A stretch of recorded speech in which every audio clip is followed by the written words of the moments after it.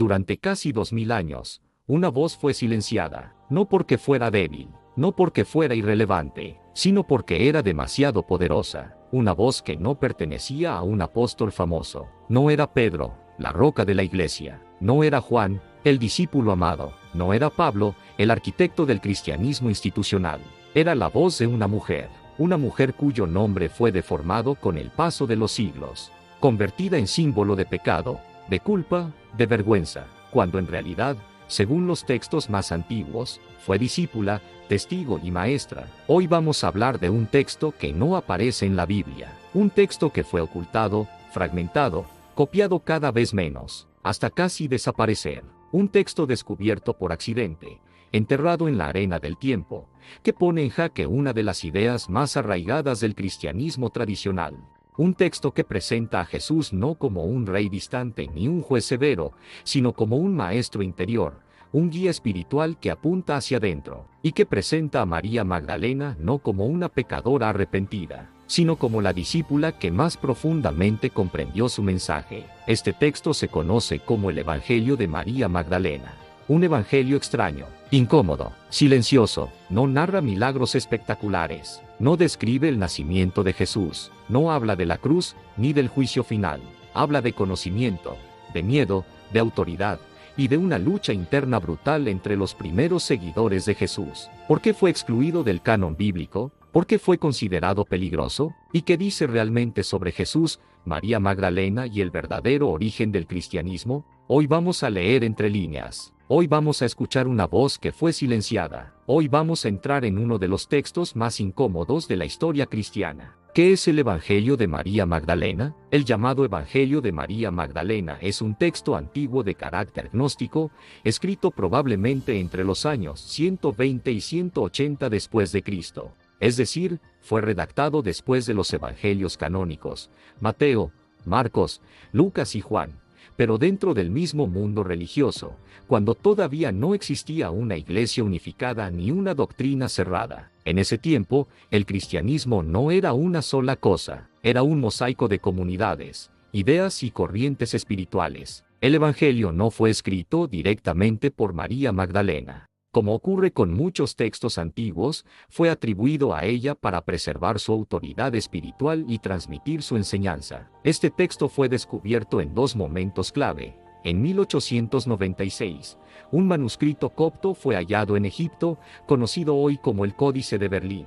Décadas más tarde, fragmentos adicionales aparecieron en Oxirrinco. Pero hay un detalle crucial: el Evangelio no está completo. Faltan páginas enteras. El inicio se perdió, la parte central desapareció, y aún así, lo que queda fue suficiente para incomodar a generaciones enteras de teólogos e historiadores. ¿Por qué no fue incluido en la Biblia? Las razones son claras: no encajaba con la teología que se estaba imponiendo, otorgaba autoridad espiritual directa a una mujer, y presentaba a Jesús como un maestro de conocimiento interior, no como el fundador de una institución jerárquica. Este evangelio no fue prohibido con un decreto oficial, no hubo una quema pública, fue algo más sutil y más efectivo. Fue dejado morir, copiado cada vez menos, ignorado hasta casi desaparecer. María Magdalena, de discípula a pecadora. Para entender por qué este evangelio resultó tan incómodo, primero hay que responder una pregunta fundamental: ¿quién fue realmente María Magdalena? Permanece cuando otros huyen.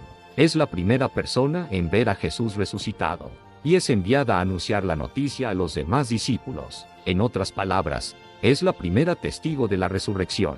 Sin embargo, con el paso de los siglos, su imagen fue deformada. En el año 591, el Papa Gregorio I fusionó varias figuras femeninas en una sola: la mujer adúltera, la pecadora anónima y María Magdalena. El resultado fue devastador. María Magdalena pasó de ser discípula y mensajera a ser recordada como prostituta arrepentida. Nada de eso aparece en los textos bíblicos. Fue una construcción posterior, una estrategia simbólica, porque una mujer que comprendía el mensaje de Jesús mejor que los apóstoles era peligrosa. El mensaje central del Evangelio. El Evangelio de María no se enfoca en leyes, castigos ni condenas. Se enfoca en algo radical incluso hoy: la liberación interior. Jesús enseña que el mal no es una fuerza externa, que el pecado no es una mancha heredada, que el problema central del ser humano es la ignorancia. Según este texto, la salvación no viene de obedecer ciegamente, sino de conocerse, despertar, recordar quién eres realmente. En uno de los pasajes más impactantes, Jesús afirma, no hay pecado, sino cuando actuáis contra vuestra verdadera naturaleza. Esta frase dinamita conceptos fundamentales del cristianismo posterior: la culpa heredada, la condena eterna, la dependencia absoluta de una autoridad externa. El mensaje es claro y perturbador: el reino no está fuera, no está en templos, no está en jerarquías, está dentro de ti. La visión de María, el alma y el miedo. En la parte más profunda del Evangelio, María relata una visión que Jesús le reveló en privado, una visión sobre el alma después de la muerte, pero también sobre la vida. El alma debe atravesar 4 poderes: la oscuridad, el deseo, la ignorancia, la ira. Cada uno intenta detenerla, confundirla, hacerla regresar. Pero el alma, que ha adquirido conocimiento, los atraviesa sin miedo. Este pasaje no habla solo del más allá, habla del viaje interior del ser humano, del miedo, del apego, del ego. Jesús no elimina el miedo, enseña a atravesarlo. El conflicto con Pedro. Aquí el texto se vuelve explosivo. Cuando María termina su relato, Pedro la interrumpe, la cuestiona. En esencia, dice: ¿de verdad el Maestro habló contigo en privado y no con nosotros? Pedro no duda de Jesús, duda de ella. Andrés también expresa desconfianza, pero Mateo responde con una frase que atraviesa los siglos: si el Salvador la hizo digna, ¿quién eres tú para rechazarla? Aquí nace el conflicto real. No es teológico, es de poder.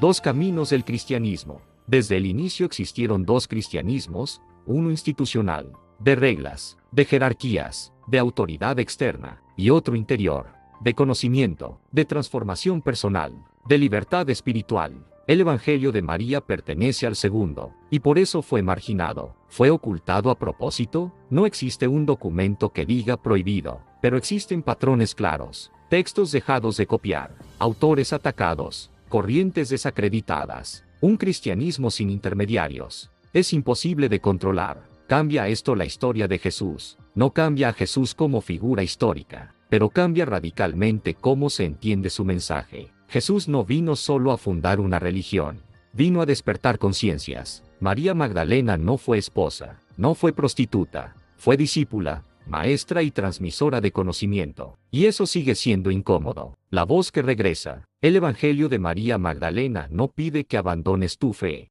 pide algo más difícil: que pienses, que cuestiones, que escuches las voces que fueron silenciadas. Tal vez el verdadero evangelio prohibido no es el texto, es la idea de que el conocimiento libera.